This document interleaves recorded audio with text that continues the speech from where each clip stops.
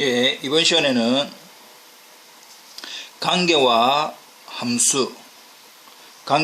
함수에 대해서 먼저 알아보도록 하겠습니다.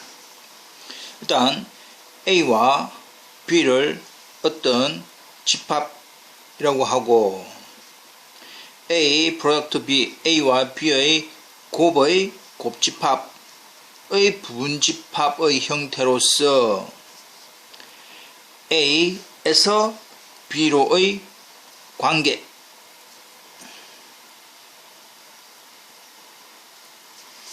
되겠습니다. 만일 A와 B가 서로 같은 집합이라고 한다면 어떤 relation, 관계라고 하는 것은 A에서의 관계라고 이야기를 하겠습니다. 지금 여기서는 지금 이 주어진 이 R이라고 하는 이 관계가 그냥 A 프로덕트 B의 곱집합에 대한 부분집합 이 말입니다.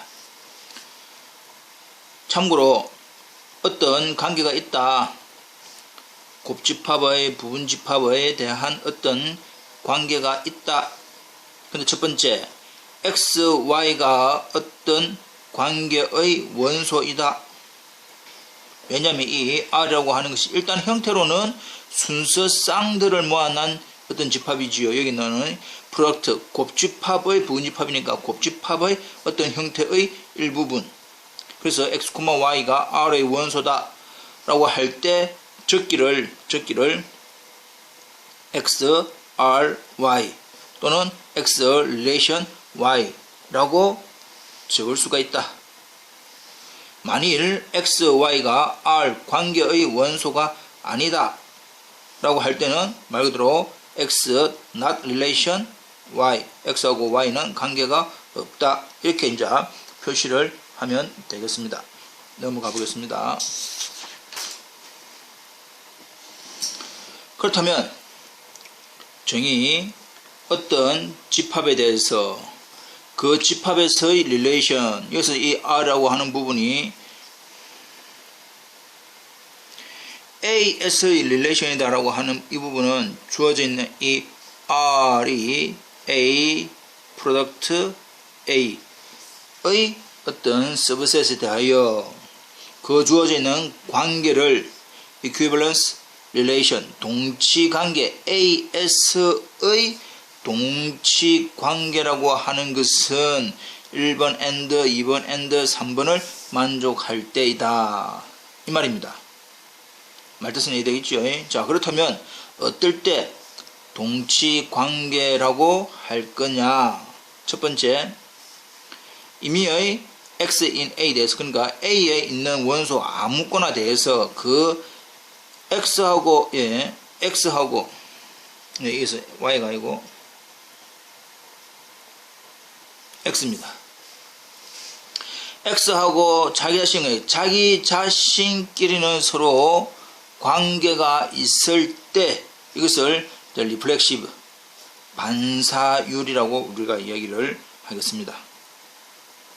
두 번째, 시메트릭, 대칭율이라고 하는 것이 X하고 Y하고 어떤 관계가 있다 라고 한다면 Y하고 X하고도 관계가 되는 것을 우리는 대칭율, 시메트리라고 얘기했습니다. 이 부분을 쉽게 말하면 우리가 순서상 X relation Y다 라고 하는 것은 X, Y가 어떤 관계에 있다 이 말이었지요. 일반적으로 우리가 순서상 첫 번째 원소, 두 번째 원소, 첫 번째와 두 번째 원소를 바꾼다고 해서 무조건 관계가 있는 것은 아니다. 그러나 바꾸었을 때도 관계가 있다라고 한다면 그걸 우리는 뭐라 한단 말입니까? 대칭율, 시메트릭라고 이야기를 한단 말입니다. 세 번째, 트랜스티브, 추이율. X하고 Y하고 관계가 있고 Y하고 Z하고 관계가 있으면 X하고 Z하고도 당연히 관계가 될 때 우리는 추이율이 성립한다 라고 되는데, 주어져 있는 어떤 관계, 동치관계다 라고 하는 부분의 어떤 조건? 1, 2, 3을 만족할 때. 이해됩니까? 예. 첫 번째, reflexive. 두 번째, symmetric. 세 번째, transitive. 그래서 RST. 이렇게 외우면 더 좀 편할 수도 있습니다. 예. 그럼 예제를 잠깐 보겠습니다. 주어져 있는 집합 A라고 하는 ABC 집합에 대하여 R1이라고 하는 곱집합의 부분집합, R2라고 하는 곱집합의 부분집합, R3라고 하는 곱집합의 부분집합. 그래서 R1이라고 하는 곱집합의 부분집합을 이제 우리는 간단히 이제 뭐 관계 1, 관계 2, 관계 3 이런 형태로 이루어져 있는 관계라고 한다면 R1은 동치 관계는 아니다. 그러나 R2와 R3는 동치 관계가 되더라. 자, 그러면 일단 R2와 R3부터 먼저 잠깐 봅시다. 동치 관계라고 하는 것은 뭡니까? Reflexive, Symmetric, Transitive를 다 만족을 해야 된다. 그러면 R2만 예제를 봅시다. Reflexive, 자기 자신끼리 관계 있습니까? AA 관계 있네, BB 관계 있네, CC 관계 있네. Symmetry, X하고 Y하고 관계가 있으면, 그리고 A하고 B하고 관계 있으면 그 거꾸로 A하고 A하고 관계 있나? Yes, BB 다 되네. Transitive, AA 또 AA 이건 어쩔 수 없으니까 다 AA 맞네. 그러면 R2는 당연히 이제 RST, Reflexive, Symmetry, Transitive 만족하니까 Equivalence, 동치 관계가 되고, 이제 R3를 이제 좀 더 보면 이해가 더 잘 되겠지요. R3, Reflexive, AA 있제, BB 있제, CC 있네. Symmetry, AA하고 거꾸로 AA, BB, CC는 아까 위에서 확인했으니까 그러면 AC하고 거꾸로 CA가 있나? Yes. 이렇게 다 있다는 말이야. 그래서 Symmetry 성립하는 것이고, R3에 대해서 Transitive, AA, AC 이거 두 개 묶으면 처음 마지막 AC라고 하는 부분이 있나? Yes, AC가 있네.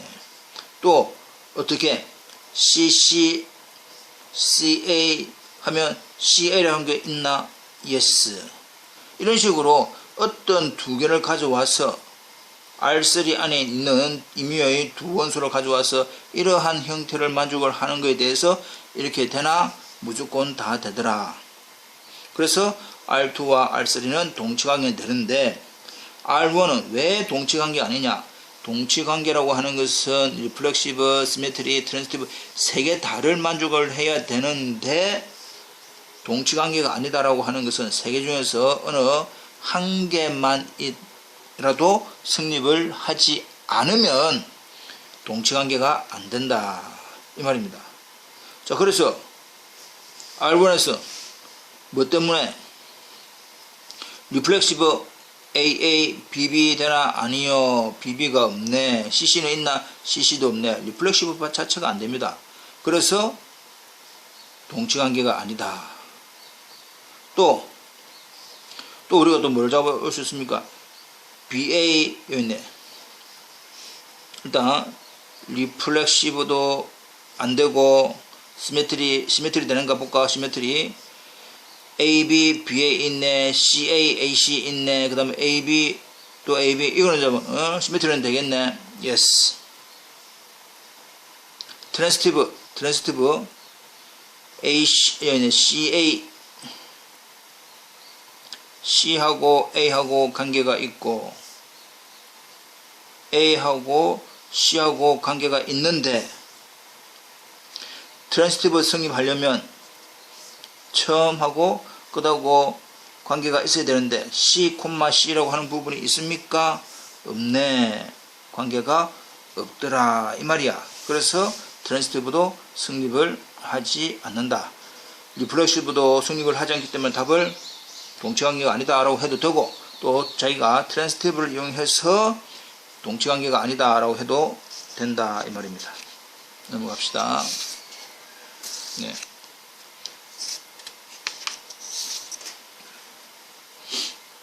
자, 그렇다면 주어져 있는 어떤 관계에 대해서 x에서 y로의 관계에 대해서 a를 x의 부분집합 RA라고 하는 것은 y in y의 어떤 원소들. 근데 조건이 뭐냐? A에 있는 X에 대하여 A에 존재하는 X에 대해서 뭐가 그 X하고 Y하고 관계가 되어지는 그러한 Y들을 다 모아놓은 거. 이해됩니까? 다시 한 번 더 풀이를 잘해야 됩니다. RA라고 하는 것은 일단 정의역 아직 모르니까 A에 있는 X에 대하여 그 X와 관계가 있는 Y들을 다 모아놓은 게 RA. 도메인 R이라고 하는 것은 X에 있는 어떤 것들, Y in Y에 있는 어떤 Y에 존재하는, 근데 조건이 뭐가 되는 그 Y와 관계가 있는, 그러니까 X와 Y가 관계가 있는 X들을 담아놓은 게 우리는 도메인 R이라고 하고 도메인 오브 R이라고 합니다. 정의어 이렇게. 자, 그러면 이미지 오브 R이라고 하는 것은 RX와 똑같은 뜻이니까 1번하고 똑같은 뜻이지요.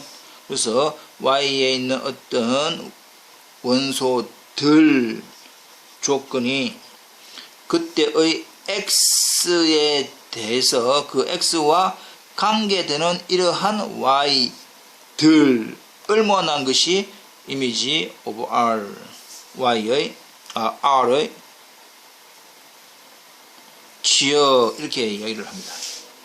그 다음에 R 인버스라고 하는 것은 어떤 관계, 원래 X, Y가 관계 있는 그거에 대한 자리를 바꾼 거지요. 예. 그래서 Y, X, X, Y가 관계가 있는 그러한 Y, X를 R 인버스 relation,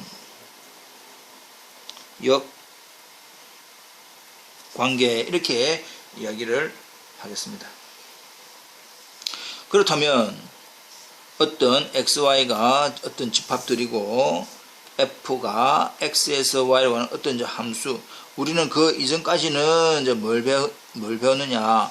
관계라고 하는 내용을 배웠습니다. 관계. 근데 지금은 이제 뭐가 나왔노?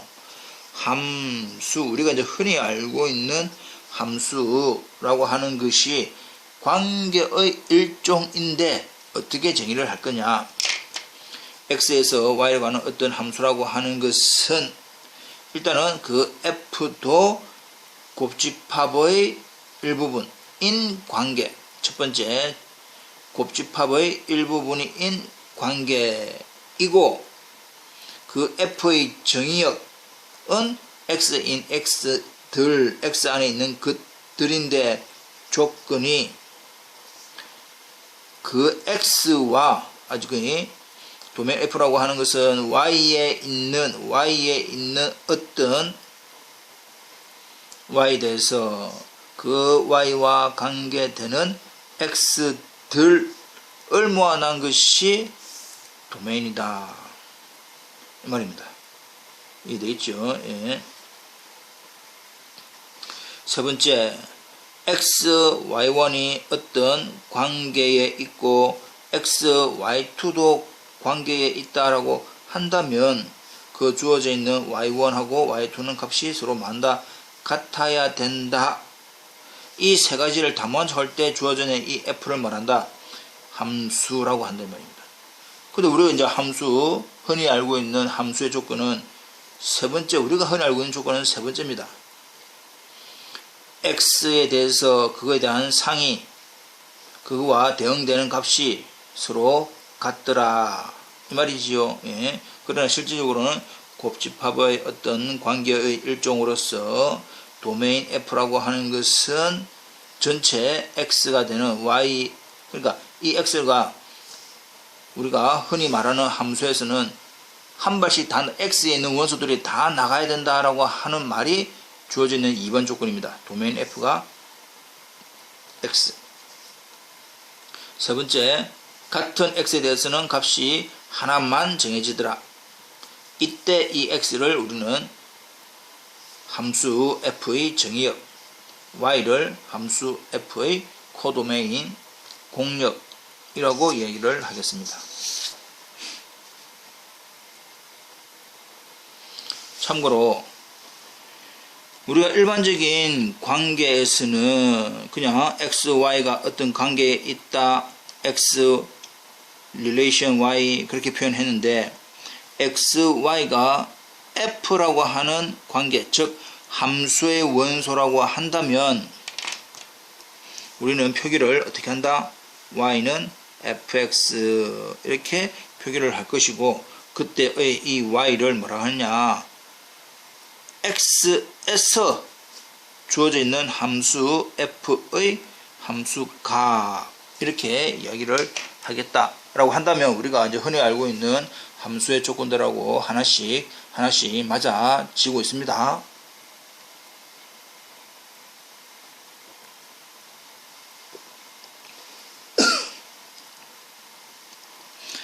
자, F를 F를 X에서 Y로 가는 어떤 함수라고 하고 A를 X의 부분집합, B를 Y의 부분집합이라고 한다면 FA는 역시 이제 이게 우리가 F를 아까 R로 생각하면 똑같죠.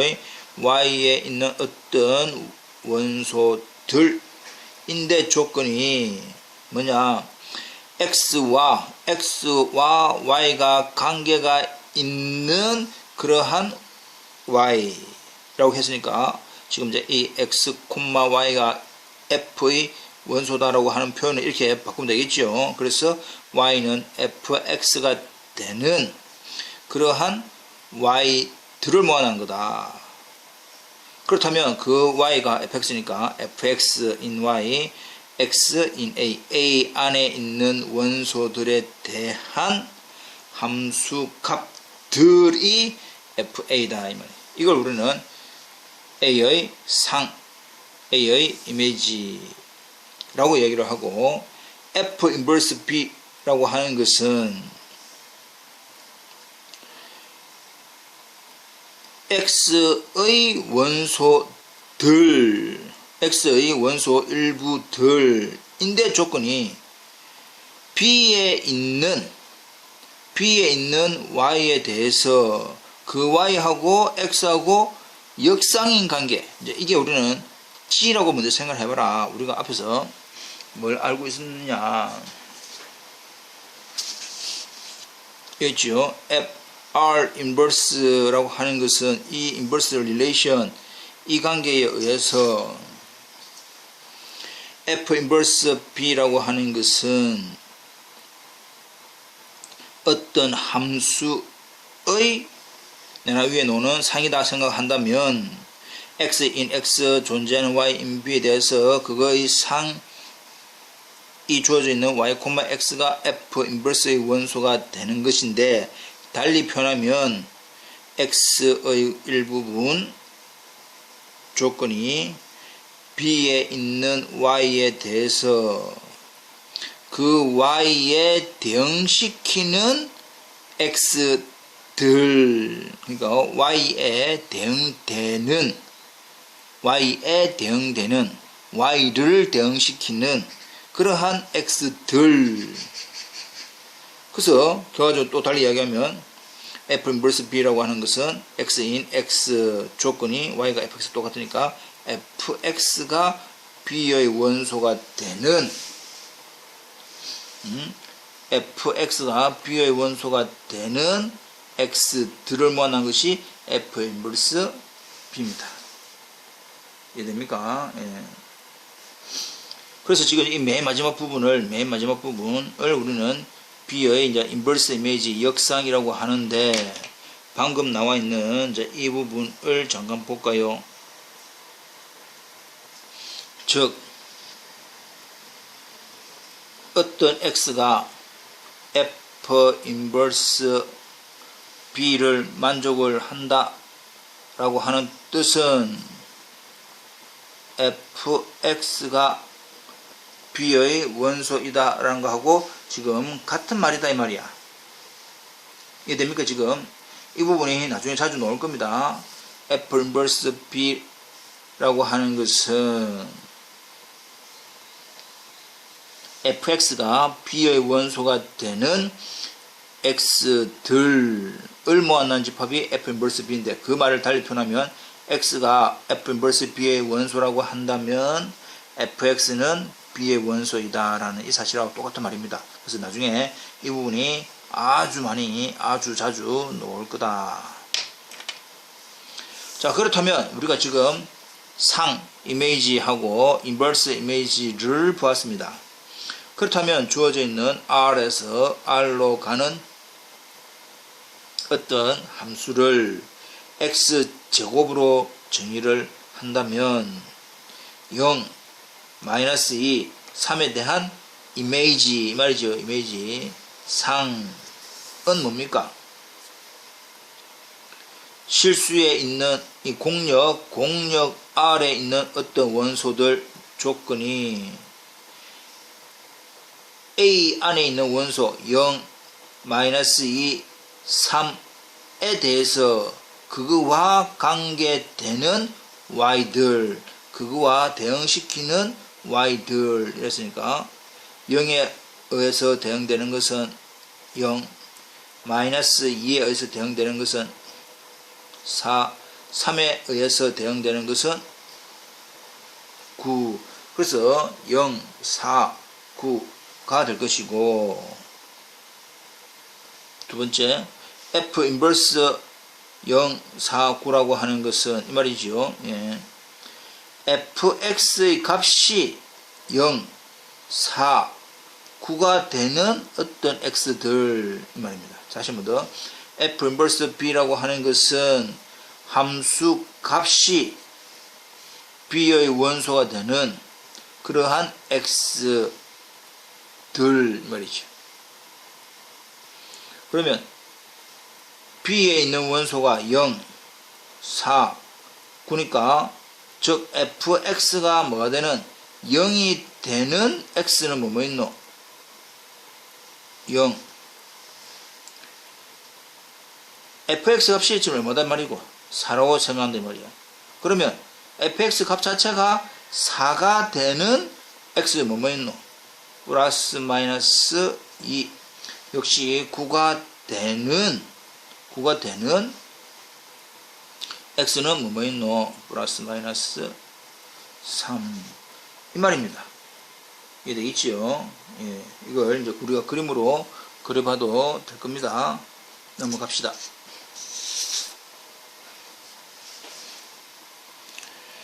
그럼 관계와 함수 중에서 주어져 있는 f가 x에서 y로 가는 함수, a가 x의 부분집합,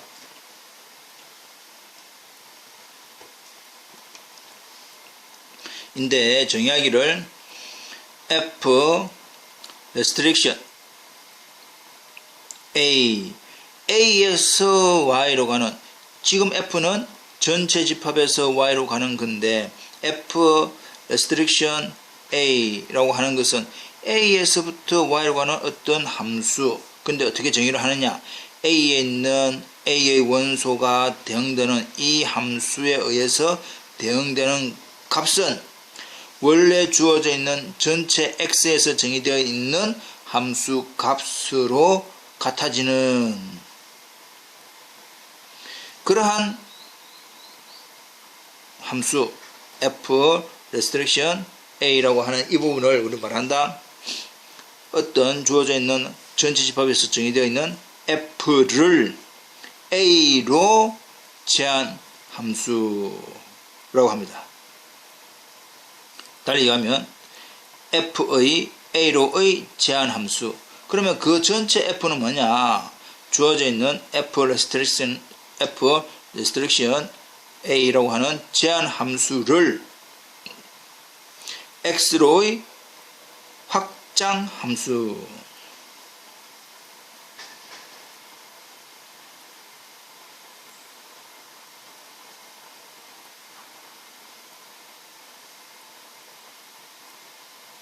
이게 이제 표현하면 됩니다. 자, 그렇다면 이제 example을 하나 봅시다. 주어져 있는 실수에서 실수로 가는 어떤 함수를 x제곱 플러스 1로 정의를 하자. 그리고 그 실수의 부분집합 0, 3에 대해서 f restriction a 0, 3으로 제한한 함수는 정역이 0, 3입니다. 그러니까 전체 실수에서 0, 3으로 제외를 했다. 정역을. 그러면 그거에 대한 어떤 함수 값 fAx의 그 값을 우리는 원래 주어지는 전체 집합에서 정의되어 있는 함수 값으로 정의를 하자. 그러면 주어져 있는 이 f restriction 이라고 하는 이 부분이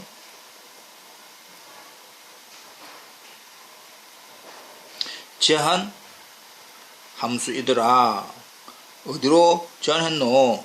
A라고 하는 03으로 제한을 했다 이 말이고, 그 전체에서 정의되어 있는 이 원래 이 F를 뭐란다?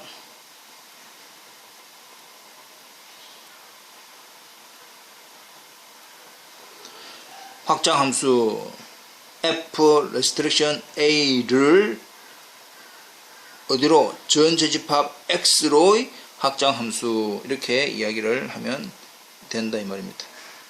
한 번 더 복습하시기 바랍니다.